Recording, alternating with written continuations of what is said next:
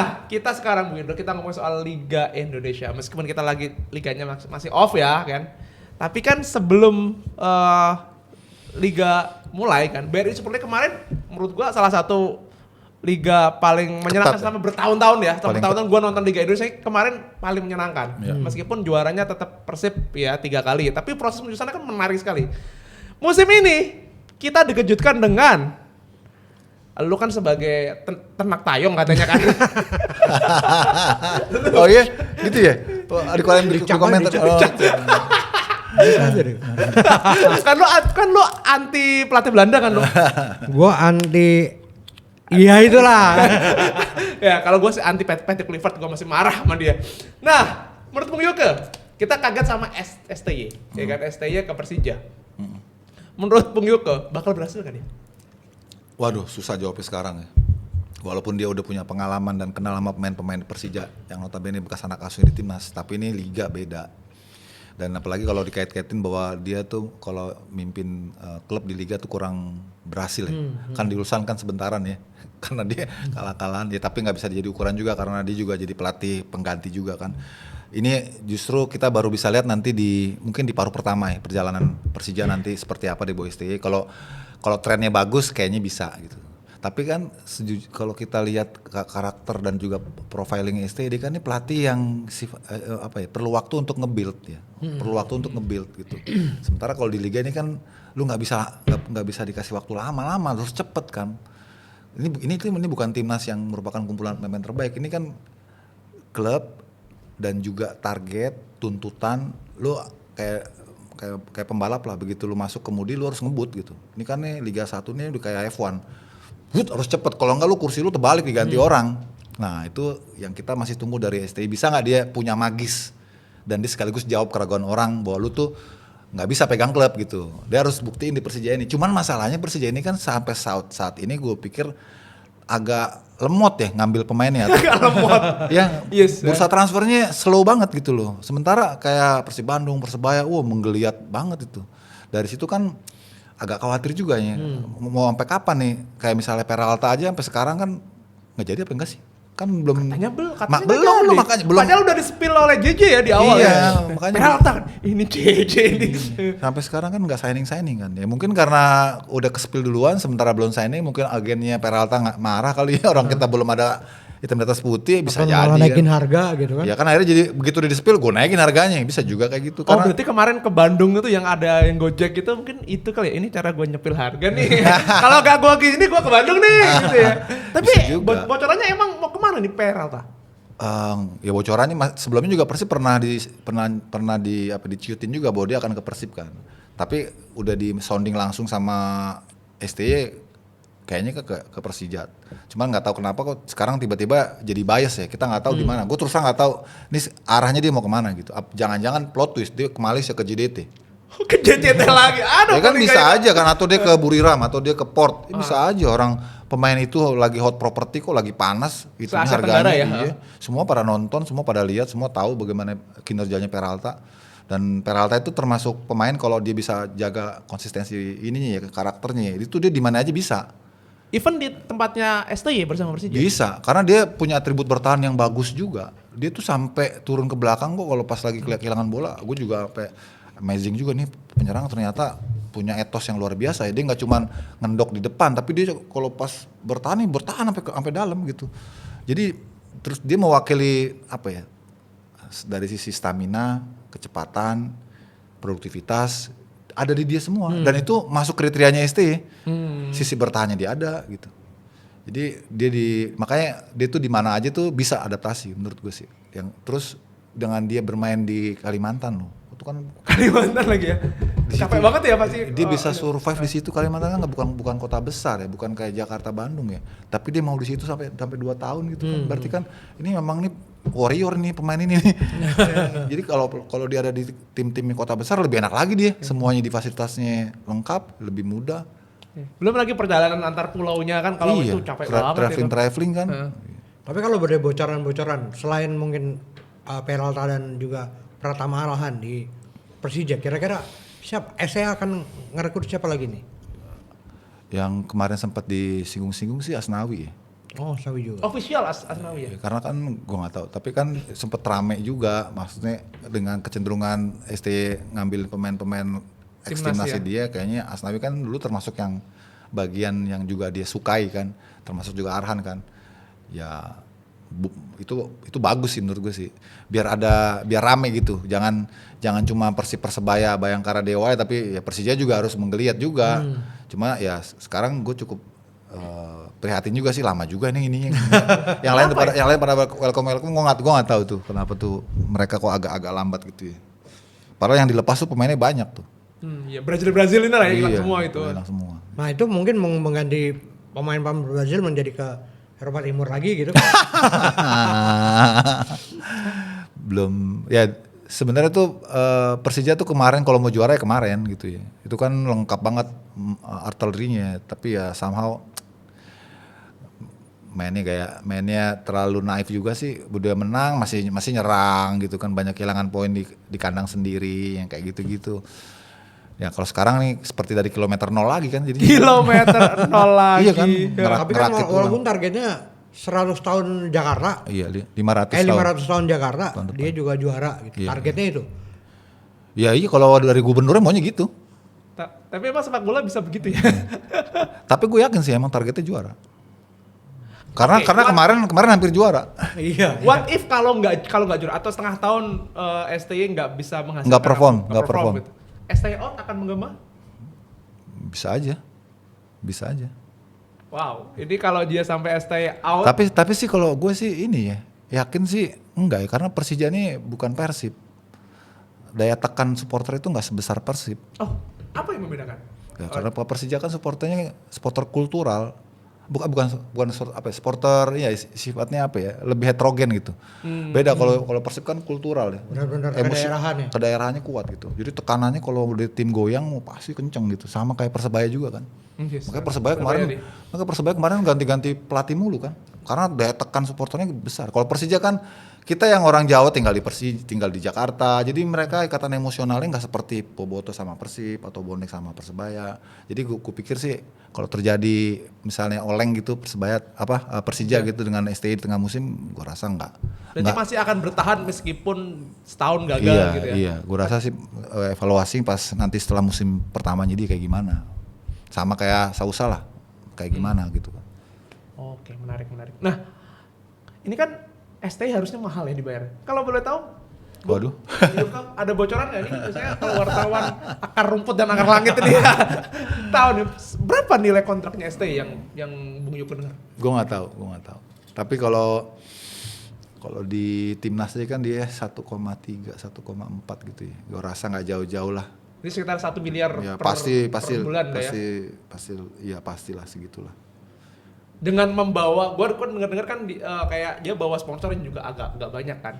Kayak Jis mau diganti jadi Hyundai. Ya jangan-jangan yang bayarin gajinya STY sponsor. Oh wow, menarik sekali. Jangan-jangan Ya, gitu. Bisa ya. Jadi, Tapi emang gue selalu penasaran ya, di liga kita itu emang gak lazim ya menyebut angka kontrak berapa gitu ya. Itu aneh banget ya. Kayaknya tabu ya. Tabu banget. Kalau di Eropa biasa aja sebut-sebut aja. Iya.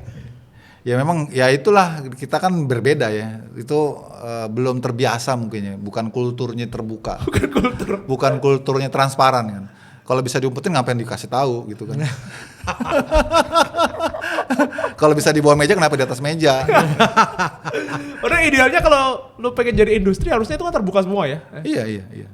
Menarik. Karena itu kan kita jadi tahu harga Peralta kan sekarang berapa. Kalau Peralta kan yang harganya. Tapi kalau di antara komunitas pelaku bisnis itu sih mereka saling kasih tahu mungkin. Agen-agen maksudnya kasih tahu pasti. Pemilik klub juga pasti kasih tahu. Tapi kan itu terbatas buat komunitas mereka aja kan. Kagak di disclose gitu kan. Gitu. Iya, gue juga penasaran itu kenapa ya kok. Padahal kan gal bilang aja, oh harga pemain ini sekian, semua publik tahu. Kan? Tapi kalau klub-klub kayak Bali United nggak IPO, itu terbuka nggak? Lebih terbuka nggak, Mas? Oh iya IPO ya. Ya terbuka pasti kalau sama itunya kan. Biasanya kan kalau udah IPO kan dia open aja kan. Apalagi pemilik sahamnya supporter kan. Jadi buka aja kan. Cuma kita nggak pernah ngikutin ya. Kan pasti ada rules kan. Iya. Yes. Keuntungannya berapa segala macam. Ya pasti membernya tahu semua itu. Kalau membernya tahu semua, ya pasti kebuka itu. Cuma kan nggak pernah dipublis secara media ya. Tapi kalau istilahnya shareholdernya pasti tahu gitu. cash flow-nya kayak gimana. Cuman Bali walaupun udah IPO sekarang ya begitu-begitu aja.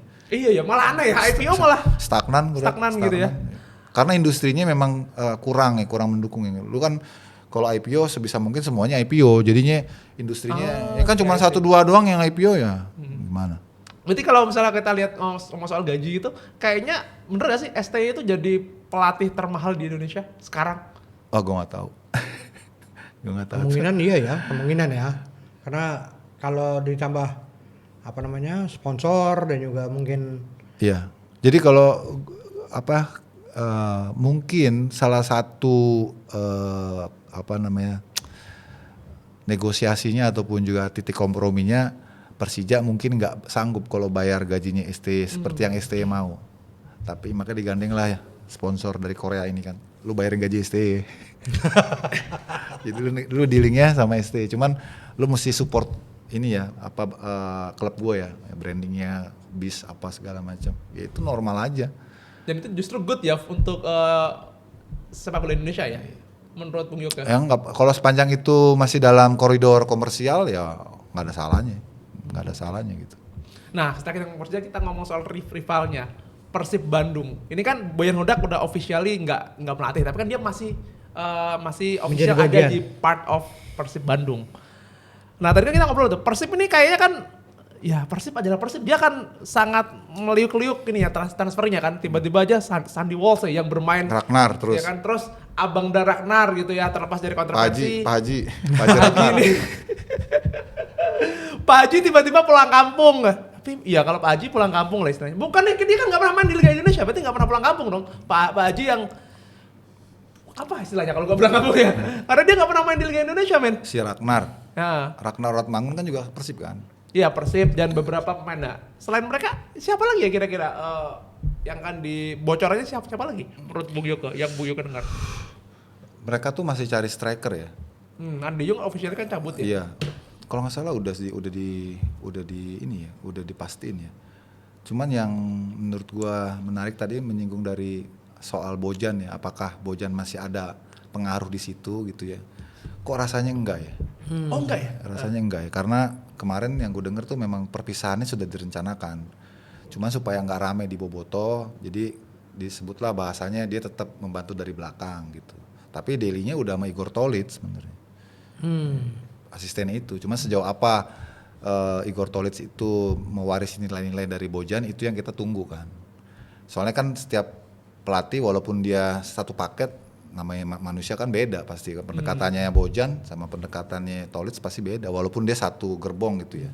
Nah itu yang kita tunggu, kita mau uji bisa nggak Igor Tolic ini tetap mempertahankan ritmenya yang dulu ditanamkan Bojan di tim ini. Dan ini sebagian kan pemain-pemainnya kan juga baru kan, tapi kok gue rasa bisa gitu, gue rasa bisa karena bisa bahkan juara bisa sustain gitu, bisa ya. Kalau sekarang ngomong juara ya dia juara bertahan gimana? Iya. Iya kan pasti dia udah di pole position, kalau istilah balap dia udah startnya paling depan, ya kan. Apalagi ya pemain-pemain yang didatangkan itu yang tadi sudah officially kan itu nambah value, nambah kekuatan gitu. Dibanding dia datengin Lavin Kurzawa, datengin Sergio Castel, percuma kan. Jadi kalau sekarang mau ngebut ya belanjanya mesti ngebut sekarang, karena kalau cenderungannya belanjanya baru di paruh musim seringnya gagal, seringnya nggak berhasil tuh. Ya, makanya Persija tadi gue bilang kalau mau sekarang nih, jangan nanti nunggu di paruh musim baru datengin pemain-pemain, ya udah percuma biasanya, karena kan stylannya udah kebentuk. Nah kalau Persib kan memang pengalaman dari musim sebelumnya ketika mereka cuci gudang kan tuh, mereka lepas si David da Silva, Ciro Alves, terus Gustavo Franca, terus Tirondel Pino, langsung diganti juga kan, di awal musim itu, yang sempat jadi pertanyaan, gila nih gantinya akrobat banget gitu ya, tapi bisa loh ternyata kan. Artinya kalau sekarang pun Persib melakukan banyak pergantian ya kita nggak khawatir juga, ini timnya tetap bagus gitu. Jadi secara manajerial itu sebenarnya beres ya? Beres. Karena kita kaget musim kemarin tuh Barba sebagus itu, ya kan? Barba dan ternyata Barba kan officially cabut kan. Dan Mutombo diganti Mutombo tuh dari Malaysia ya, Afrika. Itu kan jadi bagus banget ya Persib. Nah, saya jadi penasaran nih. Ini kan Ragnar ya, lagi-lagi kita ngomong soal Abang Haji Orat Bangun.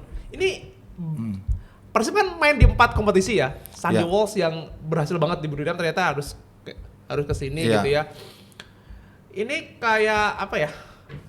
Ini kayak gue merasa Persib kayaknya tidak serius-serius amat untuk di Liga Indonesia karena dia pengennya pokoknya dia berhasil di level Asia lah gitu ya.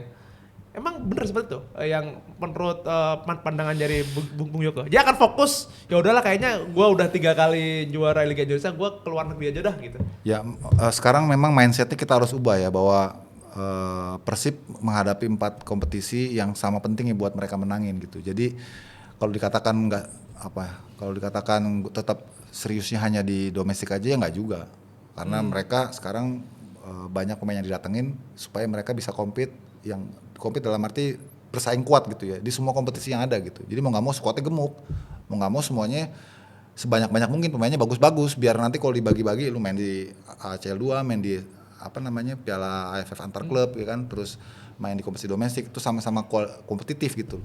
Jadi wajar kalau sekarang mereka pengen naik lagi levelnya. Kalau buat gue udah 3 kali ya 4 udah biasa. Tapi bagaimana cara naikin lagi lu ke level yang lebih tinggi ya. Misalnya juara di AFF antar klub ASEAN Shopee itu kan ya namanya. Shopee, atau di ACL 2 kalau kemarin lu sampai di babak knockout pertama, mungkin besok naik ke knockout kedua misalnya gitu. Jadi lebih ke situ. Karena ya kalau dari kita penonton netral ya gue pengennya Persib di Asia gitu. Tapi kalau supporter kan tetap nomor 1 di sini. Nomor 1 di sini ya, Boboto ya. Boboto pasti mau di sini tetap kan. Ya oke, nggak salah juga. Cuman kalau mindset kita, termasuk mindset manajemen dengan dia banyak rekrut pemain-pemain yang berlabel timnas, pasti tujuannya untuk high up gitu loh. Ya kedalaman squad ya. Perlu, dalaman squad tuh perlu. Maka dia datengin pemain-pemain yang berlabel timnas itu, Sandy Walsh, terus Orat Mangun, sebelumnya udah ada Ellen Reinders, udah ada siapa ya, Tom Haye, kemudian udah ada pemain timnas lokalnya kayak Beckham gitu kan, dan lain-lain kan. Itu kan sebenarnya memudahkan chemistry biar cepet padunya kan, karena udah saling kenal kan. Itu yang gue bilang Persib startnya udah bagus. Bung Yo, kalau bisa lihat persaingan di Liga Indonesia sendiri, apakah itu lagi nih timnya Persib, Borneo, Persija, Bayangkara gitu. Bayangkara. Nah itu apakah memang itu lagi atau ini ada yang baru. Yaksa yang lain lah ya. Garuda yang soal ganti nama nggak tahu jadi apa. Ini gimana Pak? Masih pemain lama sih menurut gue sih, masih lama. Kalau tim-tim yang baru itu ya nggak bisa instan lah. Mereka kan harus istilahnya restart lagi kan, kayak tim pendatang kayak Garuda Yaksa yang baru promosi gitu, terus PSS Sleman juga kan ini balik lagi kan. Mereka harus cuci pemainnya semua karena beda ini sekarang pemain asingnya bebas ini. Kalau kemarin kan di Liga 2 cuma 3 dibatasin. Udah beda klaster lah, beda kamar lah. Kalau lu mau yang buat mereka tuh bukan bagaimana bersaing di atas, bagaimana mereka survive. Harus survive dulu yang orientasi mereka gitu loh. Dengan upaya untuk mereka targetnya survive aja, mereka harus cuci pemain ini terus ganti banyak. Jadi kalau yang di atas itu gua rasa tim-timnya sama. Yang bersaing itu masih Persib, terus mungkin Persebaya harus sekarang dinaikin ya. Karena Persebaya juga itu bursa transfernya kencang juga itu. Nyaring juga ya. Terus yang berikutnya ya ini mungkin Persija baru ya. Terus Dewa, gue juga melihat Dewa nih gebrakannya kayak apa ya. Dewa ini susah sih emang kalau tim yang diisi oleh pemain hebat, tapi kalau nggak ada supporternya kurang. Iya lagi. Gue nonton gue nggak ada gitu kan, gimana ya? Itu ikut mempengaruhi daya gregetnya gitu loh. Nah itu yang nggak dipunyai sama Dewa. Tapi kalau dari sisi kualitas teknik permainan ya Dewa termasuk tim yang bagus. Cuman yang kemarin agak melempem aja karena mungkin pusing juga kali pelatih ngatur nih semua pemain bintang semua nih. Itu kan juga tantangan juga loh. Udah gitu nggak ada penontonnya juga. Ya udah sekas terlalu aja nih mainnya. yang penting ada di 4 besar gitu atau di 5 besar. Termasuk Bayangkara. Bayangkara tuh kemarin terlambat start ya. Begitu di paruh musim baru didatengin tuh si Dibe. Terus ya pemain yang bagus-bagus lah ya.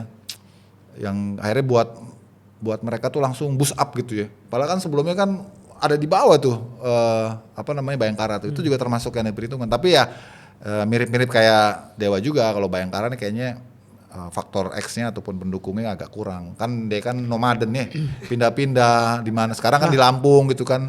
Kan dia kan nggak punya supporter yang secara kultural support dia gitu loh. Jadi itu juga ikut mempengaruhi juga gitu. Nah itu yang terlalu gampang klub-klub di sini di Indonesia ini ganti-ganti nama, ganti-ganti itu dia. Tempat itu menjadi kesalahan utama. Iya, itu akhirnya terimbas dari daya juang mereka di liga juga. Karena nggak ada tekanan juga. Akhirnya ya udah kayak karena kayak prajurit bayaran, udah gue bayar lu. Udah main aja ngikut kewajiban, nggak pakai hati kan. Nah kalau tadi sempat disinggung kenapa Persebaya harus lebih dimunculkan lagi ininya apa namanya kesempatannya dia, karena kali ini serius banget. Ketika Bernardo Tavares masuk di tengah musim itu kan berubah banget Persebaya, Yes, langsung betul, pum gitu kan.